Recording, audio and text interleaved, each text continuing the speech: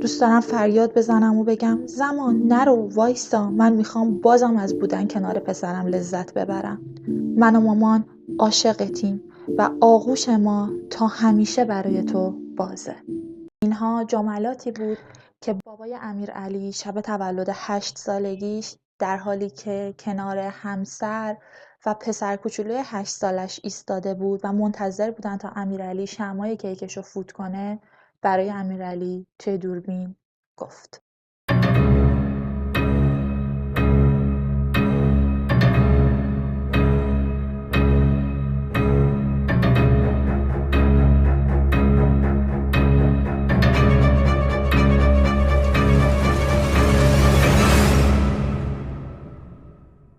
سلام، من نسرین هستم و بعد از 2 ماه برگشتم تا اینجا دوباره برای شما پرونده های جنایی تعریف کنم. اگر از قدیمی های اینستاگرام هستید که حتما من رو میشناسید، چون من اول اینستاگرام بودم و بعد اومدم یوتیوب. اما اگر این اولین ویدیویی هست که دارید چهره من رو میبینید، باید بهتون بگم در صورتی که ماجراهای جنایی، اتفاقات واقعی و پرونده های چه ایرانی چه خارجی رو دوست دارید، توی اینستاگرام یک آرشیو خیلی کامل ازشون دارم و اینجا هم تقریبا چند ماهی میشه که شروع کردم و برای شما پرونده هایی که تا الان کار نکردم رو بازگو میکنم. بیشتر از این وقت رو تلف نکنیم و بریم سراغ پرونده امروز. پرونده امروز یک پرونده ایرانیه و منبع من تقریبا میشه گفت متون بازجویی قاتلین این پرونده و افرادی که دخیل بودن، صحبت‌هایی که با پدر مادرها شده، صحبت‌هایی که با بازپرس‌های پرونده شده و از همه مهمتر خاطرات قاضی این پرونده است.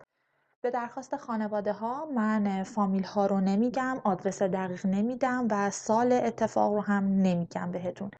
اما اینا هیچ کدوم از تلخی این واقعه کم نمیکنه، مخصوصا که میفهمیم همین بغل گوشمون توی همین تهران خودمون داره چه جنایت هایی اتفاق میفته. اون شب تولد امیرعلی بود، تولد 8 سالگیش بود. مهمونا دعوت بودن، عمه، خاله، عمو، دوستای خانوادگی و همه دور هم جشن میگرفتن. بعد از اینکه مهمونا رفتن ساعت تقریبا 10 شده بود، 10 شب شده بود و یه دفعه امیرعلی مثل تقریبا میتونم بگم 90% بچه‌های دیگه اومد بالا سر مامان باباش و گفتش که من مقوا لازم دارم، واسه فردا بهمون گفتن یه کار دستی درست کنم و من مقوا ندارم. یعنی این دیالوگ رو مطمئنم شما اگر پدر و مادر باشید 100 بار از بچه‌هاتون شنیدین که تازه وقت خواب یادشون میاد که بعد چیزی رو واسه فردا آماده کنن. امیرعلی هم مثل بقیه.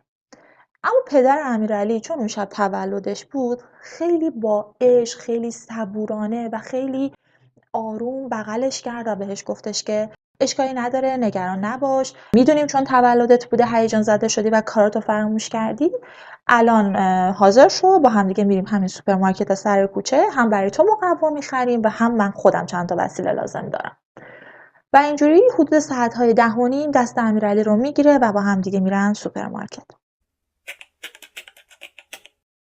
این اتفاق محدوده غرب تهران میفته، یعنی خونه امیرعلی نات غرب تهران بوده و سالی که داشته این حادثه اتفاق میافتاده هنوز غرب تهران به شکل الان اینقدر کامل و تکمیل نشده، ساخت و سازها اینقدر پیشرفته نبوده و خیلی اطراف خونه امیرعلینا زمین‌های مخروبه، خالی، ساختمون‌های نیمه ساز، یه همچین حالتی داشته. امیرعلی و پدرش میرن داخل سوپرمارکت، خدا رو شکر مقوا داشته، مقوا رو میخرن و امیرعلی خیلی استرس داشته، میگفته که خب کار هستیم دیر میشه، زود باش بابا. اینا باباش هم داشته خرید میکرده. سوپرمارکت دقیقاً سر کوچه بوده، یعنی اینجا شما یه کوچه رو در نظر بگیرید، کوچه مثلا حدوداً 100 متری. نبش کوچه، نبش که یعنی میشه بر اون خیابون دیگه، سوپرمارکت بوده و ته کوچه میشه خونه امیرعلی اینا. پدر امیرعلی بهش میگه که خب تو که اینقدر عجله داری، کوچه هم که مشخصه، بودو برو خونه، کار دستتو شروع کن به درست کردن با مامان، من خرید رو انجام بدم و میام. که هنوزه من دارم میبینم با اینقدر اطلاع رسانی که میشه باز همین کارهای خطرناک انجام میشه. یعنی بچه ها رو تنها میفرستن برو بیا، بعد تازه میگم وای بچه‌مون خیلی مستقله. نه، استقلال رو جاهای دیگه بیاین بهشون یاد بدیم. امیرعلی هم یه لحظه سرش از سوپرمارکت میاره بیرون، میگه بدو من نگات میکنم. و امیرعلی میدوه سمت خونه. باباش هم که خیالش راحت میشه که دیگه رفته، میاد داخل مغازه و شروع میکنه خریدش انجام دادن. 20 دقیقه بعد میرسه خونه، میگه امیرعلی کو؟ همسرش میگه که مگه با تو نبود؟ میگه فرستادمش زودتر بیاد خونه. میگه بچه رو تنها فرستادی؟ میگه آره بابا 4 تا خونه فاصله بود، داشتم نگاش میکردم مگه نرسید؟ و دیگه مادر و پدر امیرعلی در یک لحظه دنیا روی سرشون خراب میشه. میدوئن داخل کوچه، شروع میکنن به گشتن، جیغ میزدن، داد میزدن امیرعلی گم شدی، چه اتفاقی افتاده؟ و همینجوری در خونه همسایه ها رو میزدن، چون اول گفتن شاید مثلا بچه دیگه ای رو دیده رفته خونه همسایه. اما خبری از امیرعلی کوچولوی 8 ساله نبود که نبود. بعد از 1 ساعت گشتن محله میرن به کلانتری. اونجا سروان برهانی شیفتشون بوده، بهش میگن که اینجوری شده، ما بچه‌مون گم شده. و خیلی بیتاب بودن، خیلی وحشتناکه. یعنی اصلا حتی 1 ثانیه نمیتونیم تصور کنیم کسی که فرزندش رو گم میکنه چه حال عجیب و وحشتناکی داره. امیدوارم هیچ کس هیچ جا هیچ موقع تجربهش نکنه. براش تشکیل پرونده میدن و میگن که خب تعریف کنین چی شده. پدر امیرعلی کامل رو تعریف میکنه، میگه که امشب تولدش بوده و این حرفا. بعد میگن شما دشمن داشتید، با کسی اختلاف داشتید؟ پدر مادر امیرعلی نگاهی به هم میندازن، میگن که نه، ما واقعا با کسی اختلاف خاصی نداریم، اصلا دشمنی نداریم، ما آدمای بی‌آزاری هستیم. و ازشون میخوان لیست تک تک مهمانهایی که اون شب اومدن منزلشون رو بنویسن. همون نصف شب تمام مهمانها رو باخبر میکنن، همه پا میشن میان کلانتری و از تک به تک اعضای اون مهمونی بازجویی میشه و حرف همه شبیه هم بوده. یعنی مهمونی رو یه جور تعریف کردن، ساعت که رفتن رو یه جور تعریف کردن، در مورد اخلاق پدر مادر امیرعلی یک جور حرفا یکسان زدن و هیچی دستگیر پلیس نمیشه که نمیشه. اول بین خود مامورای پلیس توی حالتی بوده که خب پس طبیعتاً کودک ربایی این وسط مطرحه. کودک ربایی همیشه انگیزه مالی داره دیگه. اگر بحث قاچاق اعضای بدن نباشه انگیزه مالی داره. پس ما باید صبر کنیم تا ببینیم آیا تماسی از سمت کودک رباها با این خانواده گرفته میشه یا نه. تا فردا شبش صبر میکنن، میبینن هیچ خبری از هیچ تماس تلفنی، هیچ اینکه آقا یه بچه‌ای تصادف کرده تو فلان بیمارستانه، اصلا هیچ خبری نمیشه. بنابراین پرونده ارجاع داده میشه به دایره جنایی. یعنی بدون اینکه به پدر مادر امیرعلی بگن، خودشون دیگه میدونستن احتمال زنده پیدا کردن امیرعلی خیلی پایینه. فکر میکنم تو پرونده های قبلی هم، مخصوصا اونایی که تو اینستاگرام در موردشون نوشتم و سوژه بچه بوده، کودک بوده، خیلی گفتم ببینید وقتی که یه کودک گم میشه یا اصلا دزدیده میشه، 72 ساعت اولیه 72 ساعت حیاتی هستش. یعنی اگر توی اون 3 روز اول نتونین بچه رو پیدا کنین، احتمال اینکه زنده دیگه اون کودک پیدا بشه کمتر از 5%.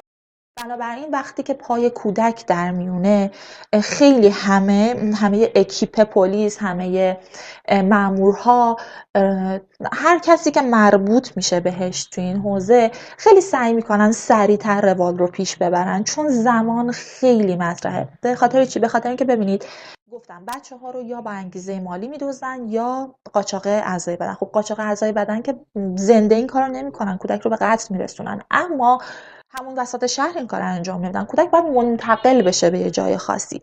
پس پلیس باید تمام اون محدوده رو تحت نظر داشته باشه که اگر خواستن بچه‌ای با این مشخصات رو منتقل کنن، از غرب تهران ببرن مثلا سمت مرکز، شرق، شمال یا هر جای دیگه ای، بتونن اینها رو بگیرن. و توی این پرونده این اتفاق افتاده. پلیس واقعا کوتاهی نکرده و کامل همه جا رو تحت نظر داشتن. اما هیچ خبری از امیرعلی نبود. نه تنها خبری از امیرعلی نبود، بلکه هیچ آدم مشکوکی هم پیدا نمی‌کردن که بخوان روش کلید کنن و بگن آقا تو بیا از تو بازجویی کنیم، بلکه دستمون به یه جایی بند بشه. 1 ماه گذشت. یک ماه کذایی برای خانواده امیرعلی 8 ساله گذشت که یهو یک پسر 9 ساله به نام پرهام توی منطقه شمال غرب تهران گم میشه. پدر مادر پرهام هم رفته بودن به نزدیکترین کلانتری و اعلام کرده بودن که پسر 9 ساله ما دم غروب وقتی که رفته نونوایی دیگه برنگشته. دقت کنید، امیرعلی غرب تهران بوده، پرهام شمال غرب تهران بوده. مامورهای اون ناحیه شمال غرب میرن پیگیری میکنن، میرن از اون نونوا میپرسن، میگن که پرهام اومده اینجا و میگه آره اومد نونشو گرفت و خیلی طبیعی رفت مثل همیشه. اما پرهام هر اتفاقی که براش افتاده توی فاصله نونوایی تا خونه واسش پیش اومده.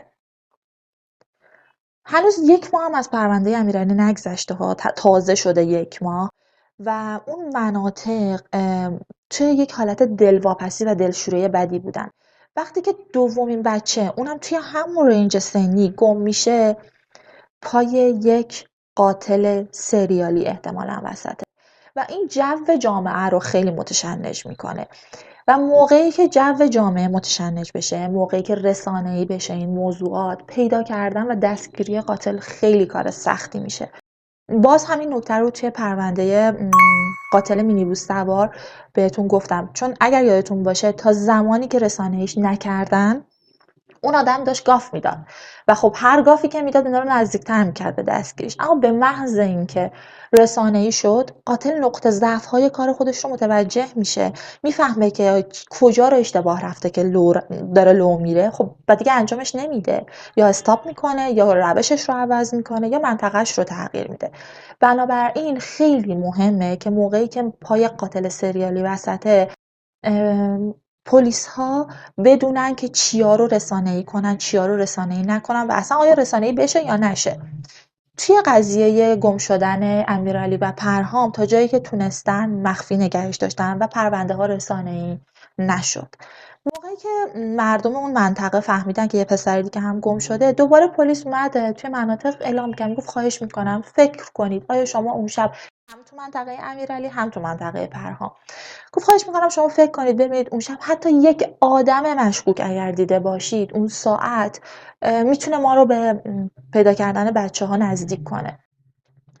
موقعی که بار دوم با این تاکید و گفتن این جزئیات ماموران پلیس تو مناطق رفتن، یه خانم میاد اداره پلیس. این خانم میاد اداره پلیس و میگه که من همسایه امیرعلی اینا هستم، یعنی 2 تا ساختمون اون طرفتر ازشون زندگی میکنم و اتفاقا اون شبی که امیرعلی گم شد من توی خیابون بودم، داشتم از خونه خواهرم برمیگشتم و موقعی که شما بازه زمانی که اعلام کردید، یعنی بین ساعت 10:15 تا 11:15 من توی همون کوچه بودم احتمالاً، یعنی همون حدود بوده، چون من ساعت 11 رسیدم خونم.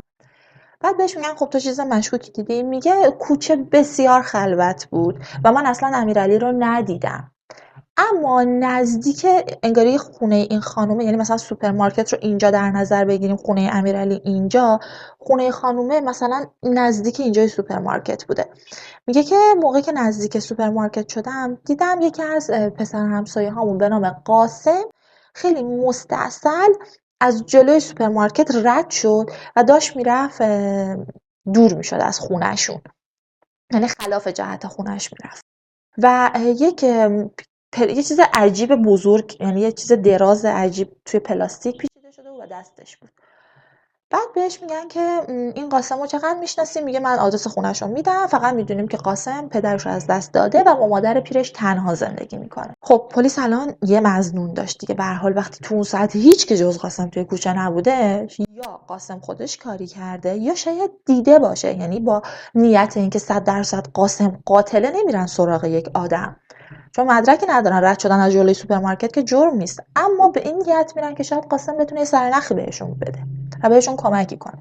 یه پرانتز باز کنم، ببین بچه ها، توی این پرونده مخصوصا روند بازجویی ها بسیار هوشمندانه پیش میره که حالا در ادامه خواهید دید و متن بازجویی خیلی مهمه، یعنی اصلا کل پرونده رو متن بازجویی تشکیل میده. به خاطر همینم من نوشته دارم متن بازجویی رو و میخوام بیشترش رو از رو براتون بخونم تا چیزی رو از قلم نندازم.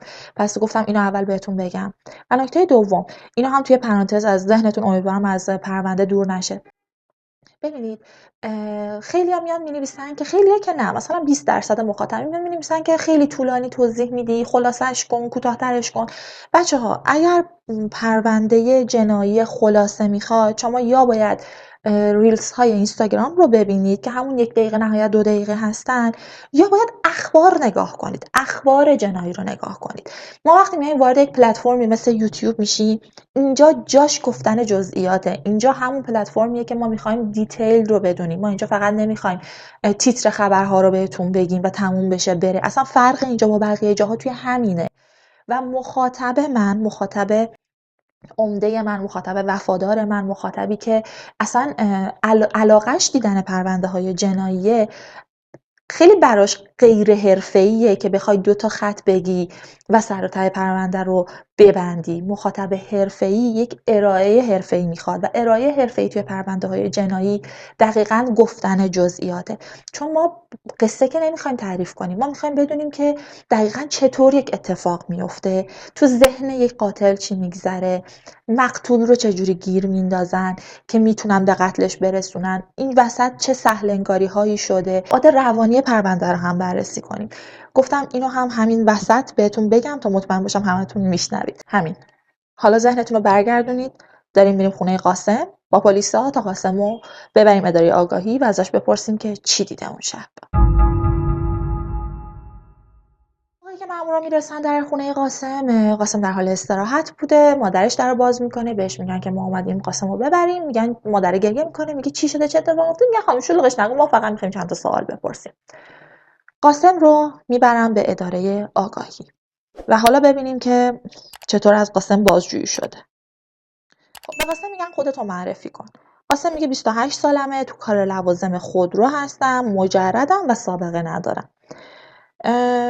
مأمور ازش میپرسه که بازجو، بهش میگه که خانواده امیرعلی رو میشناسی؟ قاسم هم میگه که حالا بذار اینجا چیزی مهمی نیست، خودم بهتون بگم. قاسم میگه که نه من نمیشناسم، من اون شب کلا خروسخون میرم بیرون، به قول مامانش میگه خروسخون میره بیرون شغال خون میاد خونه. من تمام روز میرم بیرون کار میکنم، از این مکانیکی تو اون مکانیکی، از این تو این و دیر میرسم خونه. اون شبم تازه کارم بیشتر طول کشیده بود و دیر وقت رسیدم خونه.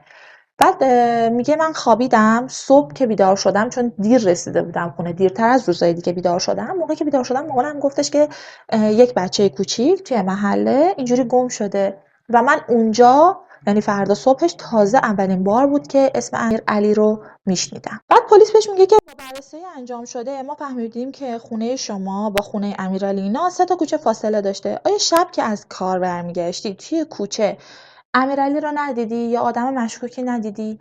قاسم میگه من خیلی خسته بودم، واقعا متوجه نشدم، اگر هم کسی بوده من نفهمیدم، نمیتونم قاطع بهتون بگم که نه کسی توی کوچه نبوده. بعد میگه که مالک سوپرمارکت رو میشناسی؟ میگه اونقدر که نه، ولی خب میریم ازش خرید میکنیم، در اون حد میشناسم. بعد بهش میگن که تو اون شب از در مغازه رد شدی؟ قاسم میگه که مسیر خونمون از اونجایه ولی میتونم از کوچه پشتش برم و فکر میکنم اون شب از جلوی سوپرمارکت رد شدم. و مدام تاکید میکرده که من اون شب خیلی خسته بودم و دقیق نمیدونم و میترس و الانم هول شدم. شما خیلی خشن دارید با من برخورد میکنید و من هول شدم، ممکنه حافظم یاری نکنه. چون بچه‌ها ریاکت های عجیبی داشته نشون میداده، پلیس بهش میگه که اعتیاد داری؟ قاسم چند ثانیه فکرش اینجوری فریز میشه و میگه که قبلا اعتیاد داشتم اما چند سالیه که ترک کردم. بهش میگه پلیس چی میکشیدی؟ و قاسم میگه من شیشه میکشیدم و الان 2 الی 3 ساله که پاکم. و هول میشه، دست و پاشو گم میکنه، فکر میکنه که الان به خاطر اعتیادش ممکنه گیرش بندازن. میگه که دستشو میاره جلو و میگه که اصلا خون بگیرید آقا، برید آزمایش کنید، من پاکم، من به سختی ترک کردم، برید آزمایش بگیرید تا مطمئن بشید که دروغ نمیگم. پلیس میگه که حالا اونم سر فرصت، الان به اون کاری نداریم، الان بگو که آخرین بار کی امیرعلی رو دیدی؟ باز این قاسم میگه که من امیرعلی نمیشناسم، چرا هی دارید سوال تکراری میپرسید و این حرفا. بعد بهش میگن که سابقه داشته که شبا دیر بیاد. میگه که بعضی شبا کارم بیشتر طول میکشه، بعضی شبا کمتر، اما عموما دیگه قبل از 11 شب خونم. داشتم خیلی خوب، تو فعلا توی بازداشت ما میمونی تا ما هنوز مثلا باهات کار داریم و اینا. و قاسم میزنه زیر گریه، میگه که خواهش میکنم، مادر من پیره، من تمام خریدهای خونه رو من انجام میدم، خرجشو من میارم، اگه یک روز نرم سر کار پول نداریم، من یتیمم، تو رو خدا من بذارید من خونه باشم، قول میدم از شهر خارج نشم، فقط کارهای مادرم میکنم. ولی مأمور بهش میگه که ببین تو الان مظنون نیستی، ما فقط میخوایم که تو یه ذره روانت آسوده بشه تا به ما کمک کنی، چون ممکنه اون شب چیزی دیده باشی و الان به خاطر اضطراب یادت نمی اومده باشه. و قاسم یه ذره آروم میشه، قبول میکنه و میره توی بازداشتگاه. البته نمیتونستم قبول نکنه. میره توی بازداشتگاه. از اون طرف مادر قاسم رو میارن. حالا اینایی که بهتون میگم بازجویی‌های مادر قاسم. به مامان قاسم میگم پسر چه شغلی داره؟ میگه شغل آزاد. این اواخر میگفت تو کار وسایل ماشینه، من زیاد سر در نمیارم. میگن خب روزا چه ساعتی میره سر کار؟ چه ساعتی برمیگرده؟ میگه خروسخون میره، شغالخون برمیگرده. بعد میگه پلیس میگه که ممکنه یه روز صبح ساعت 11 بره. مادرش میگه من سر از کارش در نمیارم، صبح زود میره چون صبحونه رو من بهش میدم. بعد میگن احتیاطم داره آره یا قبلا داشته. مادره یه ذره با گوشه چادرش اشکاشو پاک میکنه و اینا. میگه از شما چه پنهون، یه چند سالی گرفتارش بود اما 1-2 ساله که ترک کرده. و میگن تو از کجا میدونی که ترک کرده؟ مامانش میگه از ظاهرش معلومه، سرحال رفتارش، سر کار میره، میفهمم که ترک کرده. پلیس میگه اون شب چیه همسایگی شما پسر بچه گم شده یادت میاد؟ خانم میگه اون رو که نه، اما فرداش از در همسایه موضوع رو شنیدم. میگم دقیقا چه ساعتی شنیدی؟ میگه یادم نیست چه ساعتی بود، فکر کنم نزدیکای ظهر بود. بعد میگن اون روز قاسم کجا بود؟ میگه اون روز رو نمیدونم، باید سر کار بوده باشه، از خودش بپرسین. و پلیس میگه خودش گفته که اون روز خونه بوده. بعد مادرش میگه آها راست میگه، اگه خودش گفت آره خونه بوده خونه بوده. بعد میگن که تو بهش گفتی که امیرعلی اینجوری شده؟ میگه آره. بعد پلیس بهش میگه که خانم بچه‌ت دوست و رفیق داره؟ مادر قاسم میگه که خدا لعنت کنه رفیقاشو، هر چی میکشه از همونا میکشه، همونا معتادش کردن و بعد از اینکه خواست ترک کنه با رفیقاش قطع رابطه کرد. و پلیس میگه یعنی هیچی دوست و رفیق نداره؟ مادر قاسم یه ذره فکر میکنه، میگه چرا، یه دونه رفیق هنوز داره که باهاش رفت آمد میکنه. میگن کیه؟ میگه میثم. میگن میثم؟ میگه بله. میگن خونش کجاست؟ میگه یه ذره از خونه ما بالاتر میشینن و اونقدر به ما نزدیک نیستن که من بتونم آمارشو دقیق در بیارم. یه وقتایی قاسم میره خونش، یه وقتایی هم میثم میاد خونه ما. میگن اطلاعات بیشتری از میثم داری؟ میگه نه. دوباره قاسمو میارن. تو بازجویی قبلی وقتی که از قاسم پرسیده بودن که تو رفیق داری، اونم گفته بود که نه من هر چی کشیدم از رفیق ناباب کشیدم و هیچ دوست و رفیقی ندارم. و بازجو چند بار تکرار کرده بوده بچه‌ها که قاسم دوست یا رفیق داری یا نداری، و قاسم گفته بود ندارم. و الان که مامان قاسم لو داده بود یه میثم نامی وجود داره، پلیس بهش میگه که قاسم یه ذره دیگه فکر کن، تو دوست صمیمی نداری؟ قاسم دوباره میگه نه. و میگم پس میثم کیه؟ بعد ساکت میشه. میگم میثم؟ میگم بله مامانت گفته، ما خودمونم آمارشو داشتیم. دوباره رنگ از روش میپره. میگه که آها آره یه میثمی هست تو رفیقام، ولی تو رو خدا بهش کاری نداشته باشیم، نه پدر داره نه مادر داره، تلاش داره ترک میکنه، اون اگه پاش اینجا باز شه سکته میکنه، خیلی آدم ترسویه. پلیس بهش میگه تو نگران میثم نباش، یعنی تو هیچی نگفتی به خاطر دوستت. بعد قاسم میگه که من واقعا هر از چنگایی میبینمش و اصلا اونقدر رابطمون صمیمی نیست که بخواد یادم باشه بگم. پلیس میگه ولی مامانت گفته خیلی میبینیش. از فشاری که بهش میارن قاسم رو مجبور میکنن آدرس خونه میثم رو روی کاغذ براشون بنویسه. اینجاشو گوش بدید. آدرس خونه میثم کجا باشه خوبه؟ 2 کوچه پایینتر از خونه پرهام 9 ساله که گم شده.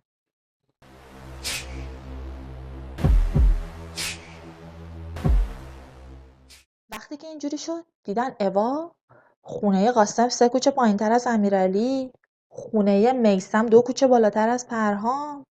این دوتا رفیق شب حادثه دیده شده. معتاد.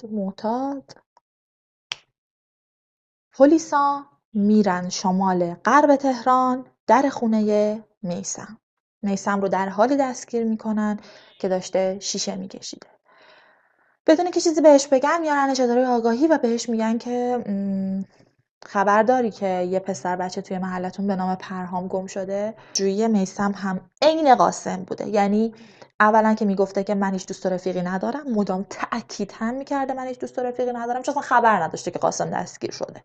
میگفته که چون پدر مادرش رو توی تصادف چندین سال پیش از دست داده بوده و تک فرزند هم بوده، میگه که من اصلا از خونه بیرون نمیرم، از همسایه هامون حالم به هم میخوره، چون موقعی که بهش میگن تو چطور توی محلتون یه پسر 9 ساله گم شده، همه جا عکسش رو دیواره، تو چطور متوجه نشدی، چطور اهمیتی ندادی؟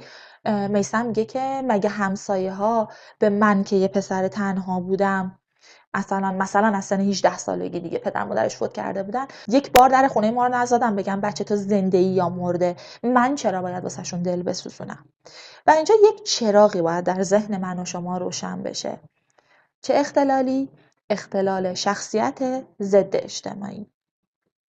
اختلال شخصیت ضد اجتماعی توی اکثر قاتل‌ها دیده میشه. آدم‌هایی که این اختلال رو دارن، دنیا حول محور خودشون میچرخه، اجتماع براشون مهم نیست، دیگران براشون اهمیتی ندارن و ممکنه یک کاری بدی رو الان انجام بدن و یک ساعت دیگه حتی بهش فکر هم نکنن. مثلا تد باندی اختلال شخصیت ضد اجتماعی داشته.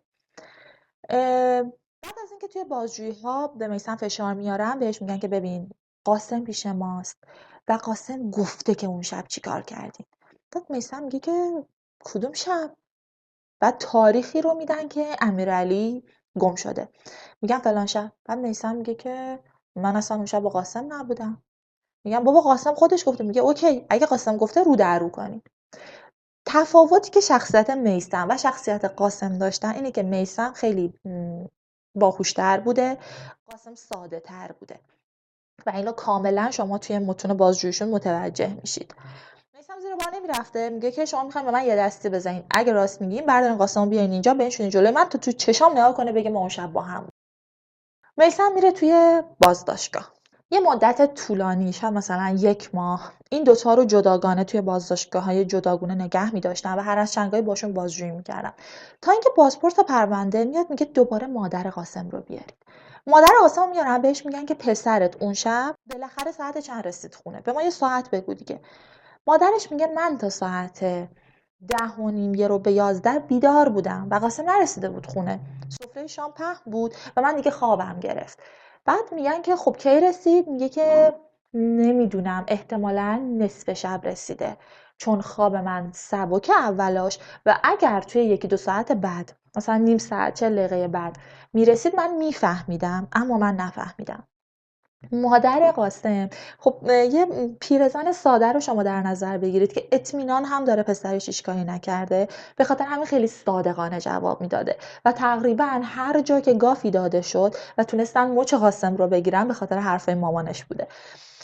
و اینجا میگن اوا چی شد پس؟ قاسم ساعت 1 رو به 11 جلوی سوپرمارکت دیده شده، داشته خلاف جهت خونهشون میرفته. کجا پس داشته میرفته؟ یه چیزی هم که دستش بوده. میرن دوباره سراغ قاسم، میگن ببین مامانت واضح گفته تو ساعتای 2:30-3 صبح رسیدی. خب یه دستی میزدن دیگه. اون 2-3 ساعت کجا بودی؟ میگه که من که گفتم با میثم بودم. میگن خب با میثم کجا بودی؟ چون میثم که داره میگه تو باهاش نبودی. میگه میثم دروغ میگه، ما با هم بودیم. میگن کجا بودیم؟ میگه موتور یکی از رفیقامونو گرفتیم، تو رفتیم سمت دریاچه، یه دوری زدیم و اینا. بعد میگن یه پلاستیک مشکی دستت بوده، تو چه چیزی بوده؟ اون چی بوده؟ میگه قلیون بود. قلیون زیر بغلم بود، می‌خواستیم بریم قلیون بکشیم. بعد پلیس میگه که ما هرچی گشتیم دور بر خونه موتور تو نداریم، مامانت هم گفته تو وسیله نقلیه نداری، پیاده میری این ور اون ور. بعد میگه که گفتم موتور؟ نه با موتور نرفتیم، با پیاده رفتیم. بعد میگم تو پیاده تا درجه چیتگر رفتی؟ میگه که نه پیاده همون هول و هوش رفتیم. میگن خب خونه تو که از خونه میثم دوره، چجوری همو دیدین؟ گفته میثم اومده سمت خونه ما، هم رفتیم پارک. میگن که ببین یا درست به زبون خوش میگی اون 2-3 ساعت رو کجا بودی، یا مجبور میشیم جور دیگه ای ازت بازجویی کنیم. و قاسم میگه که ببینید نمیخوام مادرم بفهمه، اما من بعضی وقتا تفریحی با میثم مواد میکشم. و به خاطر اینکه میخوام کمک میثم کنم ترک کنه، مثلا یه ذره پا به پاش هرچنگایی میکشم. اون شبم میثم اومده بود محله ما، با هم دیگه رفتیم یه زمین خالی که از همون ساختمونای نیمه کاره که یه زمین وسیعی داره پشت یکی از ساختمونا، شروع کردیم مواد کشیدن. به خاطر همینم تا الان ازتون پنهان میکردم. پلیس میگه اوکی، نو پرابلم، پاشو بریم زمین رو به ما نشون بده. و قاسم میگه نه، اصلا رنگ از روش میپره. میگه نه من نمیام. میگه یعنی چی نمیام؟ بعد بیا اینجا رو به ما نشون بدی. میگه نه من نمیام، به خاطر اینکه همینجوری آبروی منو توی محل بردین، حالا من دست بسته پا بسته منو بیارین اونجا، همسایه ها منو نمیدونم. پلیس میگه ببین، میتونیم یه لطفی در حقت بکنیم، صبح علت طلوع تو رو ببریم که محل خلوت باشه، ولی اینکه بگی نمیام نمیشه. میگم ببین قاسم گفته که اون شب با هم دیگه رفتین یه جا نشستین مواد کشیدین. بچه دقت کنین، پلیس بهش میگه که قاسم گفته با هم دیگه رفتید یه جا مواد کشیدید. خب نمیگه کجا، نمیگه قاسم چی گفته، فقط میگه یه جا. بعد میگه تو هم الان باید با ما بیای، فردا صبح با ما بیای تا بریم و اونجا رو به ما نشون بدید. بعد میثم میگه بابا من اون شب اصلا با قاسم نبودم، من نمیفهمم قاسم داره چرا این دروغا رو میگه. پلیس میگه رو دروتون میکنیم، حالا شما فردا تشریف میارید میریم سر اون زمینه تا بفهمیم که تو راست میگی یا قاسم راست میگه. بعد میثم میگه که قاسم اونجا آبرو داره ها، چجوری حاضر شده بیاد با دست و پا بسته بهتون نشون بده؟ پلیس میگه اوا، مگه من گفتم زمینه تو محله قاسمه؟ و اینجا پلیس میفهمه که بله، اونی که داره راست میگه قاسمه، اونی که داره دروغ میگه میثمه. و یک زمینی توی محله قاسم اینا وجود داشته که اینا اون شب رفتن و حالا یا مواد کشتن یا کار دیگه ای کردن. و چرا میثم داره اینقدر مقاومت میکنه تا همه چی رو پنهان کنه؟ بعد میثم قول میشه، میگه نه آخه من خودم محلم برام مهم نیست، قاسم برام است. که ساکت شو لو دادی دیگه، من اصلا نگفتم آدرس کجاست، خودت لو دادی. فردا صبحش علت طلوع قاسم و میثم رو میبرن سر اون زمینی که قاسم هدایتشون کرده. موقعی که میرسن به یک زمین، یه زمینی که شما فکر کنید این کوچه‌ای که گفتم من اون اول سوپرمارکت خونه امیرعلی، انگار این وسط تقاطع بوده.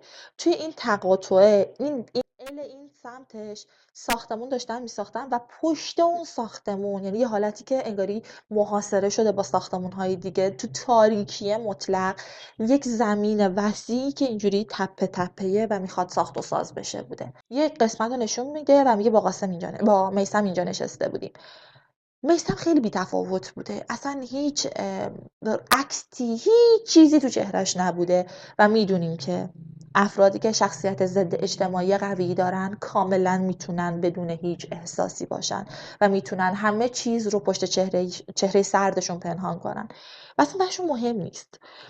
اما قاسم به محض اینکه پاشو میذاره نزدیک اون قسمت، میفته روی زانوهاش و میزنه زیر گریه. پلیس بهش میگه که چرا گریه میکنی؟ مگه چه اتفاقی اون شب افتاده؟ نگاه میکنه میبینه میثم زل زده تو چشای قاسم. قاسم هم میگه هیچی، فقط دلم واسه مامانم تنگ شده. پلیس هم میگه خیلی خوب. این دوتا رو میبرن دوباره جدا جدا بازداشت میکنن و دستور میدن تمام این اطراف بررسی بشه. توی بررسی اطراف یه سنگ پیدا میشه بچه‌ها، یه سنگ انقدی. روی سنگ چند قطره خون خشک شده. ببینید این خیلی کار سختیه و واقعا افرادی که یک صحنه رو بررسی میکنن باید فوق‌العاده حرفه‌ای باشن، چون ببین حدوداً 2 ماه گذشته از حادثه و تشخیص خون خشک شده روی سنگی که وسط یک جای خرابه است خیلی کار سختیه. اما این سنگ مشکوک بوده دیگه، مشخصا مثلا شبیه لکه خون بوده، میره آزمایش. و اما همزمان که اون میره آزمایش، از قاسم، میثم، پدر امیرعلی، پدر پرهام نمونه گرفته میشه تا بتونن با خون روی سنگ تطابق بدن و بفهمن این خون مربوط به کیه. بعد از 3 روز صبر و تحمل نتیجه آزمایش DNA میاد و معلوم میشه که اون خون مربوط به امیرعلی 8 سال است. بعد از پیدا شدن خون امیرعلی، یک تیم خیلی وسیع 10-12 تا مأمور تشکیل داده میشه تا تمام اون زمین اونجا رو بکنن وجب به وجبش رو، تا ببینن آیا یک مدرک دیگه‌ای یا خود امیرعلی پیدا میشه یا نه. بعد از 24 ساعت گشتن با جسد امیرعلی ساله مواجه میشن که حدود 50-60 متر اون طرفتر از نقطه‌ای که گفتن نشسته بودن، قاسم و میثم نشسته بودن، توی یک عمق نسبتا زیادی، مثلا شاید 3 متری دفن شده بوده.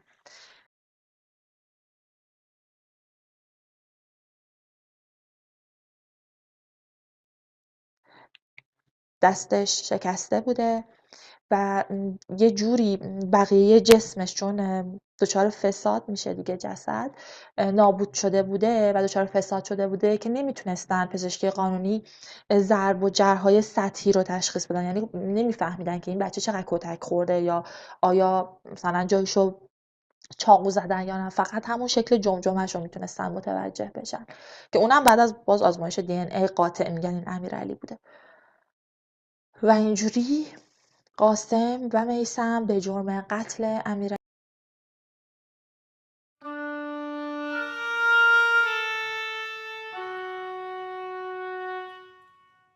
این بار توی فشار بازجویی ها بعد از اینکه مشخص شده دیگه قاتلن، جور دیگه ای ازشون بازجویی میشه و ازشون میخوان که همه چی رو لو بدن و اون کسی که آخر هم همه چیز رو میاد شفاف میگه به پلیس قاسمه.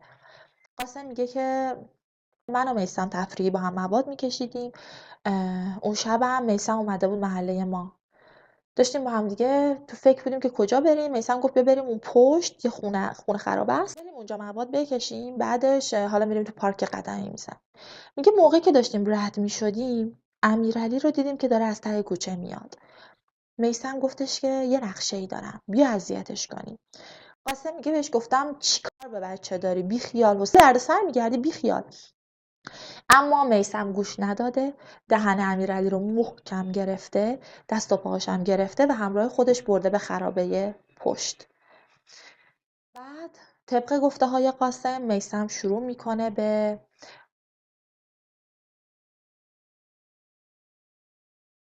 بعد به خاطر اینکه امیرعلی داد و بیداد میکرده به قاسم میگه که تو هم یه امتحان کن و قاسم هم به خاطر موادی که کشیده بوده حال خودش رو نمیفهمیده و اون هم امیرعلی رو آزار اذیت میده.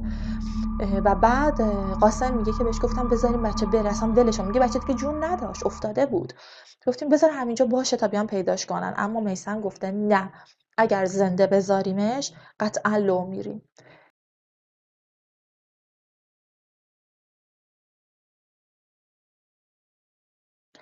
اوف. و اینجوری امیرعلی 8 ساله رو و بعد هم جسدش رو اونجا پنهان میکنن. سعی کرده بودن بیشتر سنگ ها و خونه رو جمع کنن اما همون یه تیکه سنگ مونده بوده. ماجرای پرهام هم 1 ماه بعد، این بار قاسم خونه میثم بوده، شب بوده و داشتن رد میشدن و دوباره همین پروسه تکرار میشه و با پرهام میثم دوباره پرهام رو میگیره، همون بلاها رو سرش میارن و جای جسد پرهام رو هم نشون پلیس میدن. و قاسم میگه به میثم گفتم که چرا این کارو میکنی؟ اصلا من چرا دارم به حرف تو میکنم؟ میثم هم گفته که پدر مادرایی که مراقب بچه‌هاشون نیستن که بچه رو این موقع شب توی جایی به این خلوتی تنها میفرستن، حقشونه که همچین بلایی سر بچه‌شون بیاد. یعنی این توجیهش بوده دیگه. و چون سری قبل هم به خاطر تجاوز به امیرعلی یک لذتی رو تجربه کرده بودن دوتاشون، انگار این بار که استارتش رو میثم زده، قاسم هم دیگه سری پا داده و انجامش دادن و دقیقا به همون روش، یعنی با سنگ به سر پرهام ضربه زدن و پرهام 9 ساله رو هم به قتل رسوندن. بعد از 3 ماه پرونده قتل امیرعلی و پرهام حل شد. بسیار تلخ و وحشتناک، بسیار ناراحت کننده و بسیار تأسف آور. بلافاصله حکم قصاص برای هر دوی اونها صادر میشه، 2 بار اعدام. نهایتا هم میثم هم تموم اظهارات قاسم رو تایید کرد، 2 بار اعدام محکوم شدن و کمتر از فکر می‌کنم چند ماه بعد سحرگاه یک چهارشنبه‌ای هر دوی اونها همزمان به دار مجازات آویخته شدن. اگر نمیدونید که حکم هایی که میگن 2 بار اعدام، 4 بار اعدام، 5 بار اعدام، اینا منظورشون چیه، یه جا یه نفر یادم کامنت گذاشته بود که بچه‌ها اگه میگن 4 بار اعدام منظورشون اینه که 4 بار وحشت، یعنی 4 بار طرف رو میبرن بالای چوبه داغ مثلا تنابو میندازن دور گردنش. نه بچه‌ها اصلا همچین چیزی نیست. به ازای جنایت هایی که یک قاتل مرتکب شده، یعنی یک نفر 11 تا آدم رو به قتل رسونده، برای هر کدوم اون افراد یک دادگاه جدا تشکیل میشه و برای قتل هر کدوم اونها یک بار اعدام صادر میشه. حالا شاید بگید که آقا چه اصراریه، یک آدمو که بیشتر از یه بار نمیتونن بکشن. کاملا درسته، کاملا درسته. اما این قانون واسه چی وضع شده؟ به خاطر اینکه ببینید اومدیم و یه اتفاقی افتاد. مثلا حالا شما الان قاسم و میثم رو بیخیال شید، یه پرونده دیگه شما فکر کنید یک آدم 2 نفر رو کشته ولی به یک بار اعدام محکوم شده. به هر دلیلی، چون ما میدونیم که این حاشیه ها و تبصره های قانون خیلی زیاده، به هر دلیلی ممکنه برای یکی از اون افراد تبرئه بشه یا مثلا اعدامش تبدیل به حبس ابد بشه و اونجوری دیگه اعدام نشه. اما وقتی که برای هر قتلی که انجام داده یک اعدام در نظر گرفته میشه، حتی اگر به خاطر یه دونشون تبرئه بشه، باز اون اعدام دومیه وجود داره و میره پای چوبه ایدار. پس بنابراین یک نفر که 11 نفر رو کشته، برای تک تک اون افراد اعدام در نظر گرفته میشه برای قتلشون. یعنی 11 بار اعدام تو میشی، به 11 بار قصاص محکوم میشی، که اگر حتی واسه 10 تاشون تبرئه بشی یا یه راه و چاهی برات پیدا کنن وکیلات، باز یک 11می وجود داره که باعث بشه تو اعدام بشی. به همین علته که این حکم وجود داره و برای هر کدوم مقتولین یک حکم در نظر گرفته میشه. امیدوارم اینم اگه سوالتون بوده جواب داده بشه. این از این ویدیو. حتما برای من کامنت بذارید بچه ها.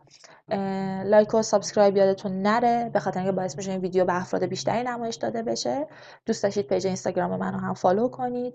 به خاطر این وقفه 2 ماهه‌ای که افتاده بود بین ویدیوها واقعا معذرت میخوام، به عذر میخوام، ببخشید. به خاطر اینکه درگیر یه سری پروژه دیگه بودم و واقعا امکانشو نداشتم که مثل همیشه واسهتون ویدیو تولید کنم.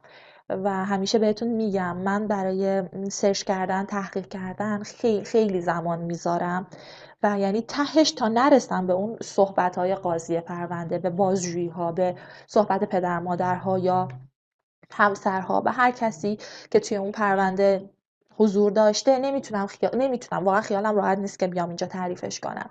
خودم رو مسئول میدونم در قبال یک جنایتی که اتفاق افتاده برای یک خانواده و حالا من بخوام اشتباه بیام تعریفش کنم، خب خیلی ناراحت کننده است. مثل همیشه مراقب خودتون و عزیزانتون باشید. مرسی که همراه من هستید. خیلی برام با ارزشه. تا ویدیوی بعدی، خدا نگهدار.